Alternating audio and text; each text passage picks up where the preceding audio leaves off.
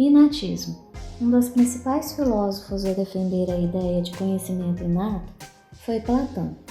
O inatismo platônico afirmava que a alma procede do corpo, ou seja, todo ser humano já detém conhecimento armazenado em sua alma das encarnações passadas. Sempre que o indivíduo encarna, já teria sua base de conhecimentos pronta. Quando trazemos o problema de Platão para o âmbito da linguagem humana, pensamos nas seguintes questões científicas. Por que em toda a natureza conhecida, somente os seres humanos são capazes de adquirir uma competência linguística? Por que os outros animais, ainda que sejam exaustivamente treinados, nunca conseguem alcançar uma competência linguística próxima à humana? Como é possível que as crianças adquiram a língua do seu ambiente tão rapidamente, de maneira tão espontânea e sem esforço aparente? Como elas conseguem construir o seu conhecimento linguístico se os dados a que são expostas não contêm todas as informações necessárias para esse feito? Respostas simplistas nunca são satisfatórias. Simplesmente alegar que as crianças aprendem por imitação é algo que não resiste a uma análise científica sobre o assunto. De acordo com essa hipótese, somente o ser humano é capaz de filtrar os dados da sua experiência de modo a construir uma competência linguística, porque essa é uma dotação genética de nossa espécie. O inatismo linguístico sustenta, portanto, a tese de que a predisposição para a linguagem é uma característica biológica do Homo sapiens. Com o inatismo, a linguística gerativa levanta a hipótese de que existam, no genoma humano, materiais genéticos inatos, que se destinam especificamente à aquisição e ao uso da linguagem. É com base nessa hipótese que os gerativistas se propõem a explicar por que os seres humanos adquirem a língua de seu ambiente de maneira tão rápida e uniforme, mas nenhuma outra espécie animal consegue aprender uma língua. Na linguística gerativa, utiliza-se o termo faculdade da linguagem para fazer referência à dotação biológica que a espécie humana possui para a aquisição e o uso de pelo menos uma língua natural. E é essa faculdade assumida como inata que possibilitará à criança analisar os estímulos da língua do ambiente, ou seja, é a língua I, de forma a construir uma competência linguística, que no caso seria a língua I. O esquema que vamos mostrar a seguir demonstra como o conhecimento linguístico torna-se possível pela interação entre os estímulos e faculdade da linguagem. Como podemos ver, os estímulos linguísticos, no caso a língua I, depois tem a faculdade da linguagem, que é a dotação biológica, e o conhecimento linguístico, por último, que é a língua I. De acordo com o que observamos nessa figura, é possível fazer com ela generalizações teóricas importantes sobre a linguagem humana. Por exemplo, podemos entender que não é correto dizer que a competência linguística seja inata. Como se vê na figura, a competência linguística é, na verdade, o resultado de um processo. Isso, afinal, é óbvio, né? Ninguém nasce com a capacidade de falar especificamente português, inglês, hebraico ou qualquer outra língua particular. O que temos ao nascer é a dotação genética que nos possibilita a aquisição da língua do ambiente, seja ela qual for. Dessa forma, em contato com os dados de uma língua I, nossa faculdade da linguagem será capaz de encontrar as informações suficientes e necessárias para construir, ao longo de alguns anos, o nosso conhecimento sobre a fonologia, a morfologia, o léxico, a sintaxe, a semântica e a pragmática dessa língua.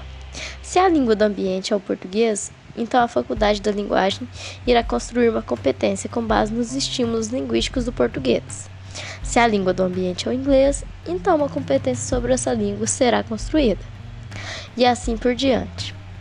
Mesmo que a língua do ambiente de uma criança se modifique no curso da aquisição da linguagem. No caso de, por exemplo, de uma mudança súbita de uma comunidade lusófona para um ambiente anglófono, a faculdade da linguagem presente nessa criança será capaz de reorganizar os dados da experiência de modo a construir conhecimento sobre esses novos estímulos linguísticos. A equação nos permite dizer que não é qualquer organismo que, em virtude do treinamento com estímulos linguísticos, poderá construir conhecimento sobre uma língua. É imprescindível que esse organismo seja dotado da faculdade da linguagem. Isso não significa dizer que os estímulos linguísticos sejam irrelevantes para a aquisição de uma língua. Os estímulos são uma condição necessária para a aquisição do conhecimento linguístico. Com efeito, sem eles, a faculdade da linguagem nada pode fazer. Os estímulos sem a faculdade da linguagem não produzem uma competência, e tampouco a faculdade da linguagem sem os estímulos linguísticos produz qualquer coisa. A competência linguística é, por conseguinte, o resultado dinâmico do processo de integração entre os estímulos da língua ambiente e a faculdade da linguagem radicada no organismo humano. O espaço da natureza, com a faculdade da linguagem, e o espaço da cultura, com os estímulos do ambiente, estão claramente representados no modelo de aquisição de conhecimento linguístico proposto pela nossa hipótese inatista, Entretanto, é importante você saber que nem sempre os estudiosos da língua humana aceitam essa separação esquemática entre natureza e cultura. Na história da linguística contemporânea, muitas vezes presenciamos entusiastas da hipótese inatista menosprezando a relevância da experiência humana no processo da aquisição de uma língua I. Da mesma forma, não são poucos os críticos da hipótese inatista que ignoram ou desdenham da importância da biologia humana na construção da capacidade linguística. Na verdade, os debates do tipo natureza versus cultura, que frequentemente são travados entre entusiastas e críticos da hipótese inatista, em pouco ajudam a nossa compreensão sobre o complexo do fenômeno da linguagem humana.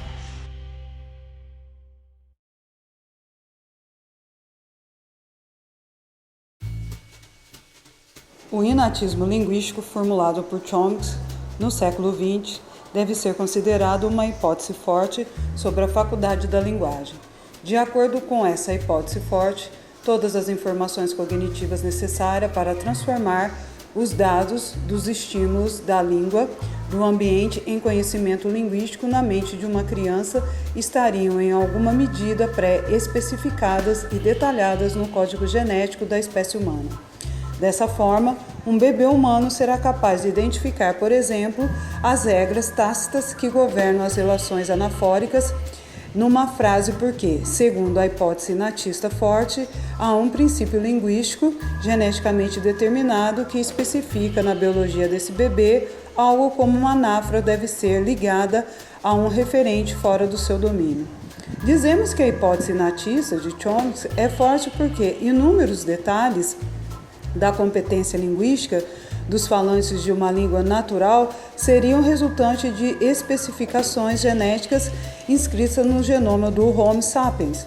Estudiosos geratistas mais moderados têm defendido o que entendemos como uma versão fraca da hipótese inatista. Essa versão fraca propõe que a faculdade da linguagem seja uma espécie de disposição biológica, algo como um conjunto de instruções genéticas que criam neurônios especializados em retirar informações linguísticas do ambiente a fim de construir uma língua I. Na hipótese fraca, descarta-se a ideia de que todas as informações linguísticas que tornam a aquisição da linguagem possível estejam pré-detalhadas no genoma humano. Em vez disso, assume que os princípios linguísticos, na verdade, emergem durante o processo de aquisição da língua do ambiente à medida que os neurônios especializados em linguagem formam sinapses em função dos estímulos da língua E.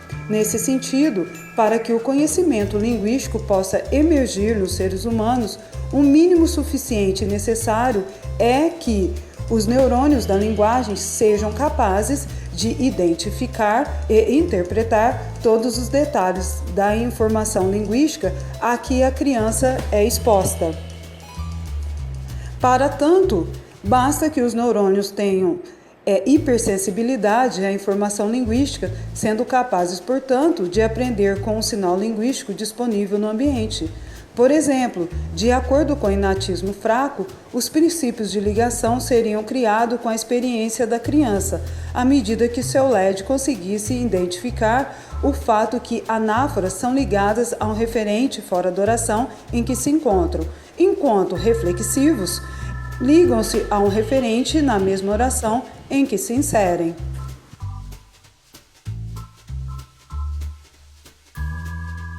Existem muitos estudiosos que repudiam com extremo ceticismo e desgosto a hipótese natista. O motivo disso seria a oposição entre natureza versus cultura.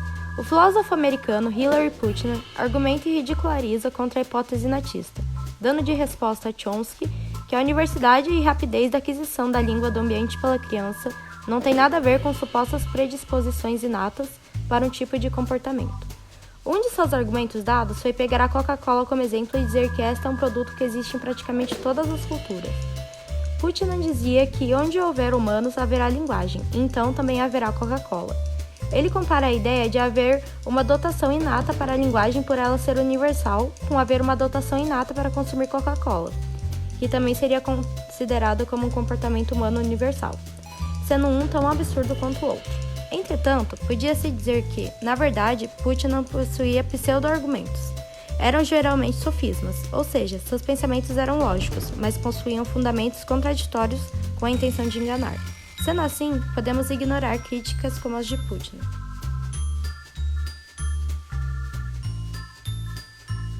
Entre os cientistas cognitivos contemporâneos, destaca-se como sendo um dos mais importantes críticos do inatismo o psicólogo americano Michael Tomasello. Dentre várias de suas obras, em seu livro Origens Culturais da Aquisição do Conhecimento Humano, Tomasello argumenta que a aquisição de uma língua natural pelas crianças decorreria a partir da integração de diversas habilidades mentais, não especificamente linguísticas. Tomasello possuía uma teoria chamada de teoria da mente, que seria uma capacidade imaginativa que nós humanos possuímos de conseguirmos nos colocar imaginariamente no lugar das outras pessoas e intuir como elas devem pensar e interpretar os eventos do mundo. E graças a essa teoria da mente, que as crianças seriam permitidas a aprender no curso de suas interações sociocomunicativas, que o uso das palavras, frases e discursos é capaz de provocar ou alterar o pensamento e o comportamento de outras pessoas. Ou seja, a teoria da mente é a habilidade que dá à luz à capacidade linguística humana, e seria fundamental para a linguagem emergir no conhecimento de uma criança. Segundo a sua hipótese, a criança adquiria a linguagem através da intencionalidade no uso das palavras e discursos ao seu redor. Um exemplo dado seria ao falarmos a palavra-chave. Ela seria usada quando as pessoas veem ou pensam em uma chave, e a criança vai aprender que ao usar aquele mesmo signo, outras pessoas junto a elas também vão pensar em uma chave. Seria também através da teoria da mente que é possível distinguir o comportamento humano do comportamento animal.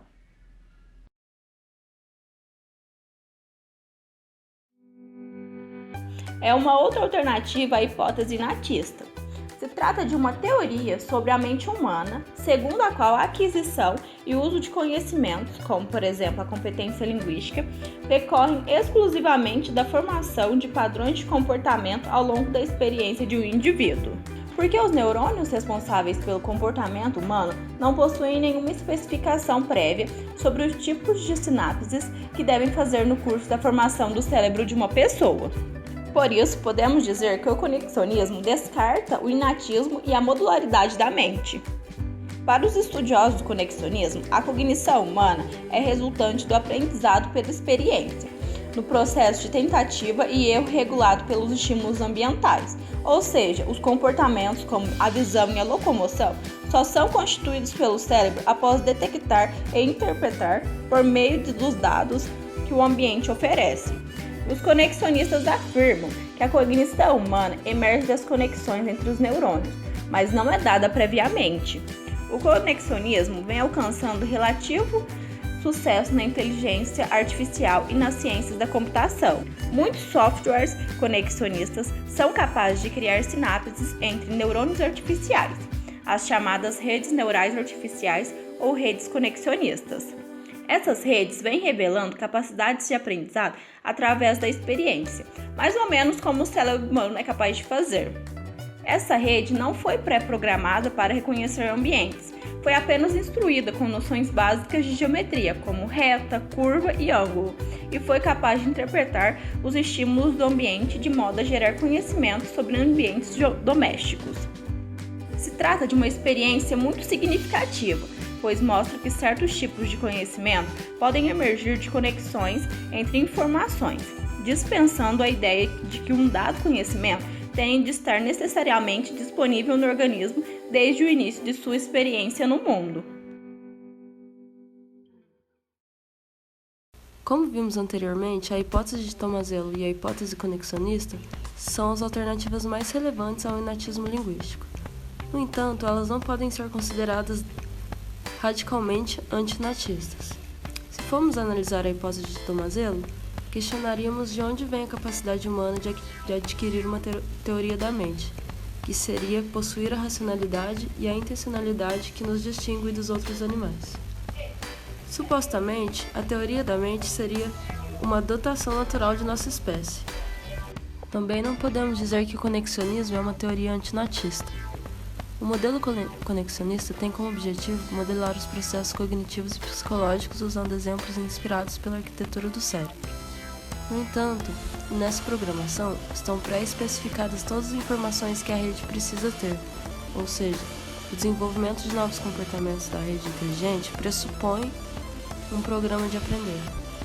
Podemos dizer que ambas as hipóteses defendem a ideia de que a linguagem humana surge da ligação de diferentes domínios cognitivos, não especificamente linguísticos, o que difere muito das hipóteses do gerativismo, que, como já sabemos, afirma que a linguagem é um módulo cognitivo específico e fortemente especializado na informação linguística.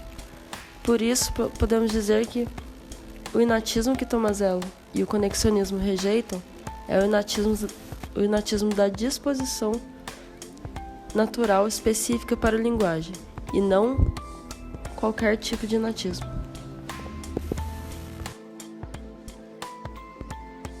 A hipótese inatista é a resposta formulada pelo gerativismo para sustentar o problema de Platão. O inatismo linguístico afirma que a faculdade da linguagem seja uma dotação biológica exclusiva da espécie humana. Essa dotação possui duas interpretações, forte e fraca. E por último, as principais hipóteses alternativas ao inatismo linguístico são a teoria da mente e o conexionismo.